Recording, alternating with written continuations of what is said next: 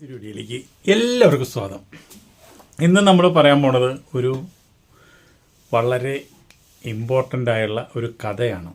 ഈ കഥ എന്തായാലും നമുക്ക് തുടരാം. ഇന്നത്തെ കഥ എന്താണെന്ന് വെച്ചിട്ടുണ്ടെങ്കിൽ, ഒരു അച്ഛനും അമ്മയ്ക്കും 3 സുന്ദരികളായ പെൺകുട്ടികൾ. അപ്പോൾ ഇവർ താമസിക്കുന്ന എവിടെയാണ്? കാട്ടിലാണ്. ഇവർ ഒരു അച്ഛൻ കാട്ടുവാസിയാണ്. അപ്പോൾ അതുകൊണ്ട് അമ്മ മരിച്ചു. അപ്പോൾ പിന്നെ 3 പെൺമക്കളെയും കൊണ്ട് കാട്ടിലാണ് ജീവിക്കുന്നത്. കാട്ടിലെ തേനെടുത്തും അവിടുത്തെ ഓരോ മൃഗങ്ങളെയൊക്കെ അമ്പ് ചെയ്ത് കൊന്നും അങ്ങനെയൊക്കെയാണ് ഇവരവിടെ ജീവിക്കുന്നത്. അങ്ങനെയെന്ന് വെച്ചിട്ടുണ്ടെങ്കിൽ അച്ഛനാന്ന് വെച്ചിട്ടുണ്ടെങ്കിൽ ഈ പെൺമക്കളെ പുറലോകം കാണിക്കാതെ, ടൗണ് കാണിക്കാതെ, പുറലോകം കാണിക്കാതെ പൊതിഞ്ഞ് കെട്ടി ജീവിക്കുക. ഈ പെൺകുട്ടികൾ ചീത്തയായി പോകാണ്ടിരിക്കാനാണ്. അപ്പോൾ ശരിക്കും പറഞ്ഞാൽ ഈ പെൺകുട്ടികൾ ജനിച്ച് ഇത്രയും നാളായിട്ട് പുറത്തു നിന്ന് ഒരു സുന്ദരനായ ചെറുപ്പക്കാരനെയോ ഒരു പുരുഷനെയോ ഇവർ കണ്ടിട്ടില്ല. അങ്ങനെ കാണാനുള്ള അവസരം ഈ അച്ഛനുണ്ടാക്കിയിട്ടുമില്ല. അങ്ങനെ ഇവർ ജീവിതം മുന്നോട്ട് പോയിക്കൊണ്ടിരിക്കണം. അങ്ങനെ ഇരിക്കണം. ഇപ്പോൾ അച്ഛനൊരു കൂട്ടുകാരനുണ്ട്. ആ കൂട്ടുകാരനാണ് ഈ അച്ഛൻ്റെ പ്രായം തന്നെയുണ്ട്. ആ കൂട്ടുകാരനാണ് ആകെ ആ വീട്ടിലേക്ക് വരുന്ന ഒരു അതിഥി എന്ന് പറയുന്നത്. അദ്ദേഹം എന്ന് വെച്ചിട്ടുണ്ടെങ്കിൽ ടൗണിലേക്ക് പോയിട്ട് ഇവർക്ക് വേണ്ടിയുള്ള സാധനങ്ങളെല്ലാം പർച്ചേസ് ചെയ്ത് കൊണ്ടുവരുന്നതും, ഒരു കുതിരവണ്ടിയിൽ ഒരു കാളവണ്ടിയുണ്ട്, ഒരു കുതിരവണ്ടിയുണ്ട്. അപ്പോൾ ഇതിലൊക്കെ കൊണ്ടുവരുന്നത് ഇയാളാണ്. ഇയാൾ മാത്രമാണ് ഈ വീട്ടിലെ ഇടയ്ക്കിടയ്ക്ക് വന്നു പോകുന്നത്.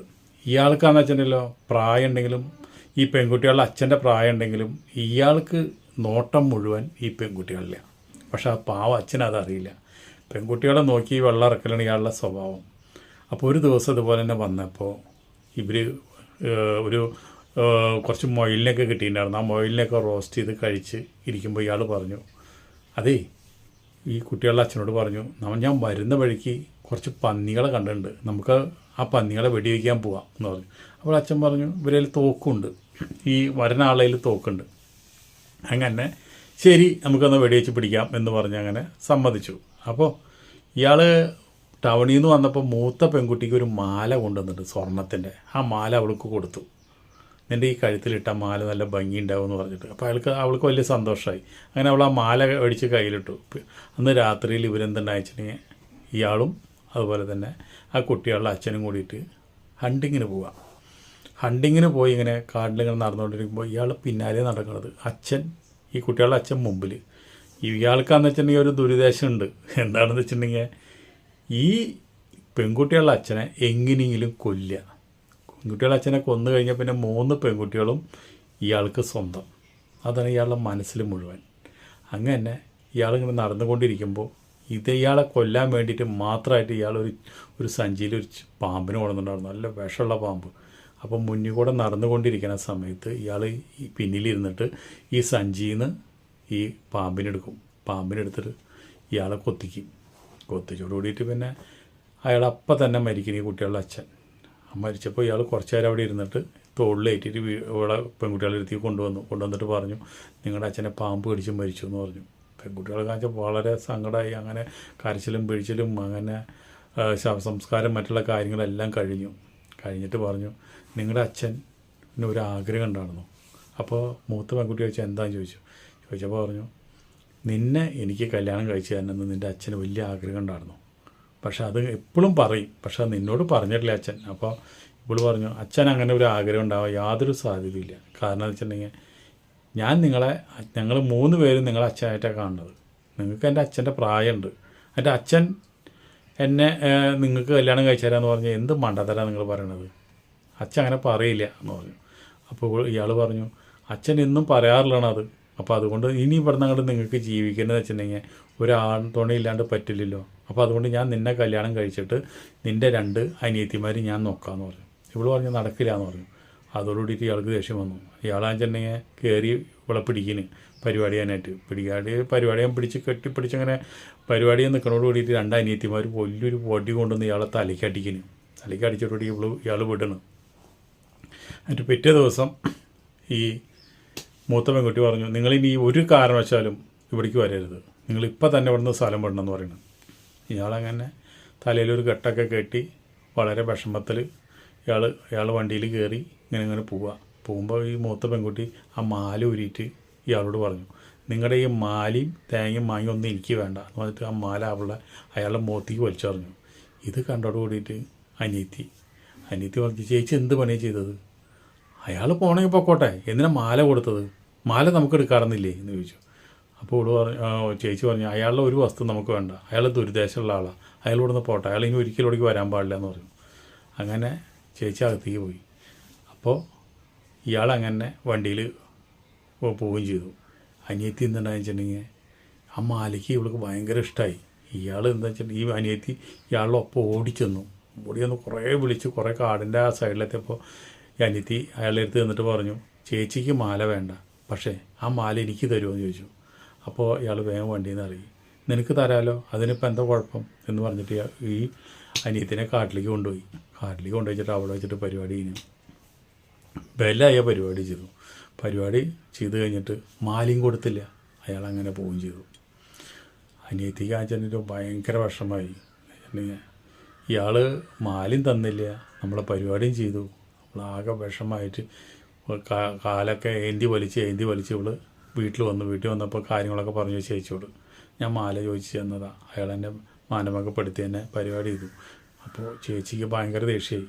എന്തുതന്നെയായാലും അയാൾ എവിടെയായാലും ചെന്ന് അയാളെ പ്രതികാരം ചെയ്യണം എന്നുള്ള ആഗ്രഹമായി ചേച്ചിക്ക്. പിന്നെ അവരങ്ങനെ ജീവിച്ചുകൊണ്ടിരിക്കുന്ന സമയത്ത് ഒരു ദിവസമുണ്ട്, ഇയാൾ വരാറുള്ള വണ്ടിയിൽ തന്നെ ഒരു പയ്യൻ വന്നു പോകണം. അപ്പോൾ ഇവർ 3 പേരും ചോദിച്ചു ധാരണ നിങ്ങൾ എന്തിനാ അവിടേക്ക് വന്നേ ചോദിച്ചു. അപ്പോൾ പറഞ്ഞു ഞാൻ ഈ ഇവിടെ അടി കിട്ടി പോയുള്ള ആളില്ലേ, ആ ആളുടെ മരുമോനാണിത് വന്നു നോക്കണത്. അപ്പോൾ ആ മരുമോൻ ഇവിടേക്ക് വന്നതെന്താണെന്ന് വെച്ചിട്ടുണ്ടെങ്കിൽ ഈ മരുമോൻ അദ്ദേഹമായിട്ട് വഴക്കുണ്ടായപ്പോൾ അദ്ദേഹത്തിനെ ഈ മരുമോൻ കൊന്നു. എന്ന് വെച്ചിട്ടുണ്ടെങ്കിൽ ഈ പയ്യനോടും വളരെ ക്രൂരമായിട്ടാണ് അയാൾ പെരുമാറുന്നത്. ഈ പയ്യന് ഉണ്ടായിരുന്ന സ്വത്തുക്കളൊക്കെ അയാൾ തട്ടിയെടുത്തു, ഇയാളെ ദരിദ്രനാക്കി. ഈ പയ്യന് ഭക്ഷണം കൊടുക്കാണ്ട് ഇയാളെ ഒരുപാട് ബുദ്ധിമുട്ടി. അങ്ങനെ ഇവർ തമ്മിൽ വഴക്കുണ്ടായി. ആ വഴക്കിൻ്റെ ഇടയിൽ അയാളെ കുത്തി കൊന്നതോടുകൂടി പോലീസ് ഈ പയ്യനെ അന്വേഷിച്ചു തുടങ്ങി. അപ്പോൾ ഈ പയ്യൻ എന്തുണ്ടാ വെച്ചിട്ടുണ്ടെങ്കിൽ ഇയാൾ വരാനുള്ള വീട് ഇവിടെ ഉണ്ടെന്ന് ആ പയ്യനറിയാം. അതുകൊണ്ടാണ് ആ പയ്യനെ ആ വണ്ടി എടുത്ത് കുറേ നാൾ പോലീസിൻ്റെ കയ്യിൽ നിന്ന് മാറി താമസിക്കാൻ വേണ്ടിയിട്ട് ഈ കാട്ടിലേക്ക് വന്നത്. അങ്ങനെ ഈ വീട്ടിലേക്ക് വന്നത്. ഈ വിവരങ്ങളൊക്കെ പറഞ്ഞപ്പോൾ അവർക്ക് ചേച്ചിക്ക് വളരെ വിഷമമായി. എന്ന് വെച്ചാൽ അവൾ ചെയ്യണമെന്ന് വിചാരിച്ചുള്ള കാര്യം എന്തായാലും മരിച്ചു എന്ന് പറഞ്ഞപ്പോൾ വലിയ സന്തോഷമായി. എന്നിട്ട് പറഞ്ഞു എനിക്കിപ്പോൾ ടൗണിലേക്ക് പോകാൻ പറ്റില്ല, എനിക്ക് കുറച്ച് നാൾ ഈ കാട്ടിൽ ജീവിക്കണം. അപ്പോൾ അതുകൊണ്ട് നിങ്ങൾ എന്നെ ഒന്ന് സഹായിക്കുമോ? ഞാനിവിടെ എവിടെയെങ്കിലും നിങ്ങളുടെ വീടിൻ്റെ അടുത്ത് തന്നെ ഒരു കുടിൽ കെട്ടി താമസിക്കട്ടെ ചോദിച്ചു. അപ്പോൾ എന്തായാലും അനിയത്തിനെ മാനഭംഗപ്പെടുത്തിയ ആളെ കൊന്ന മരുമോനാണുള്ള ഇദ്ദേഹം.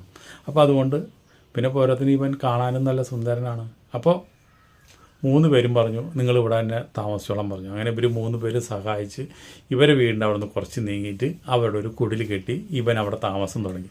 അപ്പോൾ ഇവൻ തന്നെ കാലത്ത് തേനെടുക്കാൻ പോവും, അതുപോലെ തന്നെ ഭക്ഷണത്തിലുള്ള സാധനങ്ങളൊക്കെ ശരിയാക്കി ഇവർക്ക് കൊടുക്കും. അങ്ങനെ ഇവർ ജീവിതം മുന്നോട്ട് കൊണ്ടുപോയിക്കൊണ്ടിരിക്കുന്നത്. അപ്പോൾ ഇവനാന്ന് വെച്ചിട്ടുണ്ടെങ്കിൽ ഇവർ 3 പേരെയും നോട്ടാം. ഇവനൊരു പരിപാടി വീരനാണ്. എന്നിരുന്നാലും ഇവൻ എന്താണെന്ന് വെച്ചിട്ടുണ്ടെങ്കിൽ ഇവൻ്റെ ചേച്ചിയുണ്ട്, ആ മൂത്ത ചേച്ചിയോട് വന്നിട്ട് ഒരു ദിവസം പറഞ്ഞു എനിക്ക് നിങ്ങളെ വളരെ ഇഷ്ടമാണ്, നിങ്ങളെ ഞാൻ പ്രേമിക്കുന്നു, നിങ്ങളെ ഞാൻ കല്യാണം കഴിക്കട്ടെ എന്ന് ചോദിക്കും. അപ്പോൾ പറഞ്ഞു എന്നെ കല്യാണം കഴിക്കണമെന്നും കുഴപ്പമില്ല, പക്ഷേ എൻ്റെ അനിയത്തിമാരെ ഒരു രീതിയിൽ ഒരു നല്ലൊരു സ്ഥിതിയിൽ എത്തിച്ച് കഴിഞ്ഞതിന് ശേഷം ഞാനെ പറ്റി ആലോചിക്കുള്ളൂ എന്ന് പറഞ്ഞു. അപ്പോൾ പറഞ്ഞു ഇന്ന് വൈകുന്നേരം എൻ്റെ കുടിലേക്കൊന്ന് പോവാം, നമുക്ക് കുറച്ച് കാര്യങ്ങൾ സംസാരിക്കാനുണ്ടെന്ന്. അപ്പോൾ ഇവൾക്ക് മനസ്സിലായി കുടിലേക്ക് ചെല്ലാൻ പറഞ്ഞത് എന്താണെന്ന് വെച്ചിട്ടുണ്ടെങ്കിൽ പരിപാടിക്കാന്ന് ഇവൾക്ക് അറിയാം. കാരണം എന്താ വെച്ചിട്ടുണ്ടെങ്കിൽ ഇവർ 3 പേരും ഒരു ചെറുപ്പക്കാരനെ കാണുന്നത് ആദ്യമാണ്.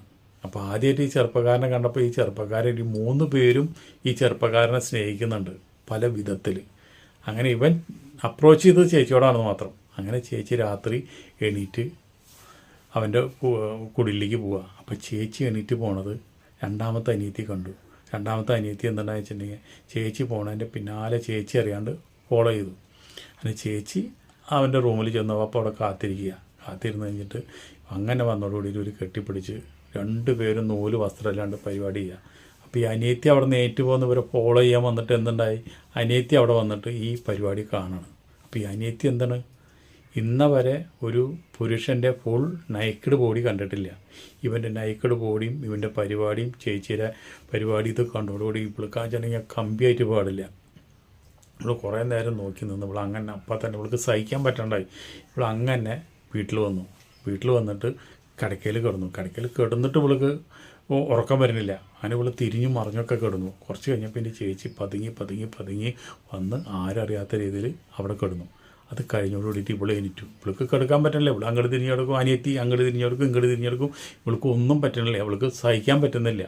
ഇവൾ എന്നിട്ട് ചേച്ചി ഉറങ്ങിയോട് കൂടിയിട്ട് ഇവൾ അനിയത്തി നേരിട്ട് ചെന്ന് ഇവൻ്റെ അടുത്തേക്ക് ചെന്നു. ഇവൻ്റെ അടുത്തേക്ക് എന്നിട്ട് പറഞ്ഞു, നിങ്ങൾ ചേച്ചീനെ ചെയ്തൊക്കെ ഞാൻ കണ്ടു, എനിക്ക് സഹിക്കാൻ പറ്റുന്നില്ല, എനിക്ക് നിങ്ങളിത് ചെയ്തു തരണം, എനിക്ക് ആവശ്യമാണെന്ന് പറഞ്ഞു. ഇവൾ കയറി അങ്ങോട്ട് കെട്ടിപ്പിടിക്കുക. അപ്പോൾ അവനാച്ച ഒരുപാട് സന്തോഷമായി. ചോദിച്ചിട്ട് ഒരാൾ തന്നു, ചോദിക്കാണ്ട് അടുത്ത ആൾ വന്ന് തന്നു. അങ്ങനെ അവൻ അന്ന് നല്ല അസൽ രാത്രിയായി. രണ്ട് തരിണി പണികളെ ആദ്യമായിട്ട് പരിപാടി ചെയ്യുന്ന 2 കന്യകമാരെ അവൻ പരിപാടി ചെയ്തു. അവളെയും പരിപാടി ചെയ്തോർത്ത് അവളും പോന്നു. അത് കഴിഞ്ഞിട്ട് പിന്നെ ഇതുപോലെ തന്നെ ഇവർ 2 പേരും അറിയാണ്ട് ഈ താഴെയുള്ള പെൺകുട്ടി അവളെ ഒരു ദിവസം ഇതുപോലെ തന്നെ തേനെടുക്കാനായിട്ട് ഇവൻ കൊണ്ടുപോയിട്ട് കാട്ടിൽ വെച്ചിട്ട് അവൾക്കും പരിപാടി കൊടുത്തു. അപ്പം 3 പേർക്കും ഇതിൻ്റെ സുഖം മനസ്സിലായി. ഇവനോട് 3 പേര് ഇവനെ പ്രേമിക്കലും തുടങ്ങി. ഇങ്ങനെ ഈ പരസ്പരം അറിയാണ്ട് പോയി പലപ്പോഴും ഇപ്പോൾ ചേച്ചി അനിയത്തി അറിയാണ്ട് പോവും, അനിയത്തി അത് കഴിഞ്ഞിട്ട് ചേച്ചി അതിൻ്റെ താഴെയുള്ള അനിയത്തി അറിയാണ്ട് ചേച്ചി പോവും. ഒരു 3 പേരും പരസ്പരം പോയി പരിപാടി ചെയ്യുന്നത് 3 പേരും അറിഞ്ഞോട് കൂടിയിട്ട് ഇവർ ഈ അനിയത്തിമാരുടെ ഇടയിൽ ചേച്ചിമാരുടെ ഇടയിൽ ഒരു കലഹം വരണം. അപ്പോൾ പറഞ്ഞു, നമ്മൾ ആദ്യമായിട്ട് കണ്ട പയ്യനാണ്, അപ്പോൾ അതുകൊണ്ട് നമ്മൾ 3 പേർക്കും ഇനി ഒരുമിച്ച് താമസിച്ചാൽ ശരിയാവില്ല. എന്നിട്ട് ഇവരെന്തുണ്ടാക്കി 2 അനിയത്തിമാരും വേറെ കുടിൽ വെച്ചു, അതിൻ്റെ അടുത്ത് തന്നെ വേറെ കുടിൽ വെച്ചു. അപ്പോൾ 3 കുടിലിൽ 3 അനിയത്തിമാർ, ഒരു കുടിലിൽ ഇവനും. അപ്പോൾ ഒരു ഉണ്ടായിരുന്ന ഒരു കുടിൽ ഒരു അനിയത്തി എടുക്കുകയും ചെയ്തു. അപ്പോൾ എന്താ, ഇവർ പരസ്പരം അറിയാത്ത രീതിയിൽ അങ്ങോട്ട് ഇവൻ്റെ അടുത്ത് പോയി പരിപാടി ചെയ്തുകൊണ്ട് പോരും. ഇപ്പോൾ ഇവനാന്ന് വെച്ചിട്ടുണ്ടെങ്കിൽ 3 പേരും ഇഷ്ടമാണ്. അങ്ങനെ നിൽക്കുന്ന സമയത്ത് ചേച്ചി പെട്ടെന്ന് ഗർഭിണിയാവുക. ചേച്ചി ഗർഭിണിയോട് കൂടിയിട്ട് ആ കാര്യം എന്നോട് പറയും. അപ്പോൾ ഓൻ പറഞ്ഞു, അപ്പോൾ ചേച്ചി പറയാൻ എന്ന് വെച്ചാൽ ഞാൻ ഗർഭിണിയാണ്, അപ്പോൾ എന്നെ കല്യാണം കഴിക്കുന്നു. അപ്പോൾ പറഞ്ഞു, ഞാൻ കല്യാണം കഴിക്കാം, എന്തായാലും ഗർഭിണിയായ കാരണം ഞാൻ നിന്നെ കല്യാണം കഴിക്കാം. പക്ഷേ അപ്പോൾ ഇവള് പറഞ്ഞു, കല്യാണം കഴിച്ച് കഴിഞ്ഞാൽ ഇവിടെ ജീവിക്കാൻ പറ്റില്ല, ഇവിടെ ഇവിടുന്ന് പോകണം, നമുക്ക് ടൗണിൽ പോകണം, എനിക്കതാണ് ആഗ്രഹം, എനിക്ക് ടൗണിൽ പോയി നമുക്ക് ഒരുമിച്ച് ജീവിക്കാമെന്ന് പറഞ്ഞു. അപ്പോൾ ഇവൻ പറഞ്ഞു, പോലീസ് എന്നെ പിടിച്ചു, അതൊക്കെ നമുക്ക് അറിയാണ്ട് എവിടെയെങ്കിലുമൊക്കെ ജീവിക്കാം എന്ന് പറഞ്ഞ് ഇവർ പോകാൻ തീരുമാനിച്ചു. അനിയത്തിക്ക് വെച്ചിട്ടുണ്ടെങ്കിൽ പോകാനായിട്ട് ചേച്ചി പോണത് ഇയാളെയും കൊണ്ട് പോണതിൽ തീരെ താല്പര്യമില്ല. പിറ്റേ ദിവസം ഒരു പോണതിൻ്റെ തലേ ദിവസം എന്തുണ്ടായി, ഇവൻ്റെ കയ്യിലുണ്ടായിരുന്ന ഒരു കുതിരയുണ്ട്, ആ കുതിര വണ്ടിയിൽ ഇവൻ വന്നത്. ആ കുതിരനെ ഇവള് രാത്രി പോയിട്ട് അനിയത്തി പോയിട്ട് അഴിച്ചു വിടും. പിറ്റേ ദിവസം ചേച്ചിയും ഇവനും കൂടി പോകാനുള്ള എല്ലാ അറേഞ്ച്മെൻറ്റും കഴിച്ച് എല്ലാം ശരിയാക്കി വന്ന് നോക്കിയപ്പോൾ എൻ്റെ കുതിരേനെ കാണാനില്ല. കുതിരേനെ കാണാണ്ടായപ്പോൾ ഇവൻ പറഞ്ഞു, കുതിര അവിടെ അഴിഞ്ഞു പോയിട്ടുണ്ട്, ഞാൻ പോയി എടുത്തു കൊണ്ടുവരാമെന്ന് പറഞ്ഞിട്ട് പോയി അന്വേഷിച്ച് കൊണ്ടുവരാമെന്ന് പറഞ്ഞിട്ട് അവൻ പോകണം. അപ്പോൾ ഇങ്ങനെ കാട്ടിക്കൂടെ പോകുമ്പോൾ എന്താണെന്ന് വെച്ചിട്ടുണ്ടെങ്കിൽ ഇവളുടെ അച്ഛൻ, മരിക്കുന്ന അച്ഛൻ ഈ വീടിൻ്റെ പല സ്ഥലങ്ങളിലും പല ആൾക്കാരും വേട്ടക്കാരൊക്കെ ഇവിടെ വന്നിട്ട് ഇവിടെ ശല്യം ചെയ്യാണ്ടിരിക്കാൻ പല കെണികളും വെച്ചിട്ടുണ്ടായിരുന്നു. ഈ പയ്യൻ എന്തുണ്ടായി, ആ കെണിയിൽ ചെന്ന് പെട്ടു. ആ കെണി ഒട്ട വഴിക്ക് ആ കെണിയിൽ കയർമ മുകളിലേക്ക് പൊന്ത് ചെയ്യാം. അങ്ങനെ മുകളിലേക്ക് പോയി. ഇവനാന്ന് വെച്ചിട്ടുണ്ടെങ്കിൽ എത്രയും ഹൈറ്റിൽ വന്നപ്പോൾ ഇവനാന്ന് വെച്ചിട്ടുണ്ടെങ്കിൽ ആ കയർ പൊട്ടിച്ച് രക്ഷപ്പെടാൻ നോക്കിയോട് കൂടിയിട്ട് ആ കയർ പെട്ടെന്ന് മുറിഞ്ഞു പോയി. ഇവൻ തലകുത്തി വീണു. ഇവൻ അതോടുകൂടി അവിടെ കിടന്ന് മരിക്കുന്നു. ചേച്ചി അങ്ങനെ അന്വേഷിച്ച് വന്ന് ഇവനെ കണ്ടുകൊണ്ടിട്ട് ഇവൻ മരിച്ചിരിക്കുക. അപ്പോൾ പിന്നെ വേറെ ഒന്നും പറയാനില്ല, ഇവരെ പോക്കും നിന്നു, എല്ലാം നിന്നു. അങ്ങനെ ഇവനെ കൊണ്ടുവന്നു. ഇവനും നഷ്ടപ്പെട്ടവർക്ക് ഇവർ വീണ്ടും അതേപോലെ തന്നെയായി. അങ്ങനെ ഇരിക്കുന്ന സമയത്താണ് പെട്ടെന്ന് അവിടെ ഇവള് ഗർഭിണിയാണ്. ഇവൾക്ക് വെച്ചിട്ടുണ്ടെങ്കിൽ ഇനിയിപ്പോൾ വേറൊരു രക്ഷയുമില്ല, 2 അനിയത്തിമാരും ഉണ്ട്. അപ്പോൾ ഇവരെന്തുണ്ടായി വെച്ചിട്ടുണ്ടെങ്കിൽ ഇനി നമുക്ക് എന്തായാലും ഈ കാട്ടിൽ ജീവിച്ചത് മതി, നമുക്ക് എന്തായാലും നാട്ടിലേക്ക് പോവാം എന്ന് പറഞ്ഞുകൊണ്ട് ഇവള് ഈ 2 അനിയത്തിമാരെയും കൊണ്ട് നാട്ടിലേക്കുള്ള യാത്രയാണ്. അപ്പോൾ കാട്ടിലൊരു മനുഷ്യനെ അറിയാണ്ട് ജീവിച്ച വ്യക്തികൾ ഒരു പുരുഷനെ കണ്ടപ്പോൾ 3 അനിയത്തിമാരും കടിപിടിയായി. അവർ വഴക്കായി. അവർ അത്രയും സ്നേഹത്തിലുണ്ടായിരുന്ന ആൾക്കാർ ഈ പയ്യനെ കണ്ടപ്പോൾ പയ്യൻ്റെ കൂടെ കഴിയാനും ജീവിക്കാനും കല്യാണം കഴിക്കാനും 3 പേര് ആഗ്രഹിച്ചു. അവർ വഴക്കായി. അവസാനം അവൻ മരിച്ചും പോയി. പിന്നെ ഇവർ ഈ വീടും ഇവിടുത്തെ കാടും എല്ലാം ഉപേക്ഷിച്ച് ഇവർ ടൗണിലേക്ക് പോകണം. ആ ടൗണിലെ കാഴ്ചകൾ കണ്ടിട്ട് ഇവർ ഞെട്ടിയിരിക്കുന്നത്. ഇങ്ങനെയൊക്കെയാണോ ഭൂമിയിൽ ഇങ്ങനെയുള്ള സ്ഥലങ്ങളുണ്ടോ? ഇവൾക്ക് ജനിച്ച അന്ന് മുതൽ കാട് മാത്രമേ കാണുന്നത്, ഇങ്ങനെയുള്ള സ്ഥലങ്ങളുണ്ടോ എന്നതൊരു അതിശയിച്ച് ആ വലിയ ടൗണിലെ ഒരു ഭാഗമായി മാറണം ഇവർ 3 പേരും. എവിടെയെങ്കിലും ചെന്ന് ചേക്കേറി അവരവരുടെ ജീവിതം കരുപിടിപ്പിച്ചിട്ടുണ്ടാവും. അപ്പോൾ കഥ നമുക്ക് ഇവിടെ വെച്ച് അവസാനിപ്പിക്കാം. ലെങ്ത്ത് വരുമ്പോൾ നമുക്ക് ബുദ്ധിമുട്ടല്ലേ. അടുത്തൊരു വീഡിയോ ആയിട്ട് നമുക്ക് വീണ്ടും കാണാം. അതുവരെ നിങ്ങൾക്ക് എല്ലാവർക്കും നന്ദി, നമസ്കാരം.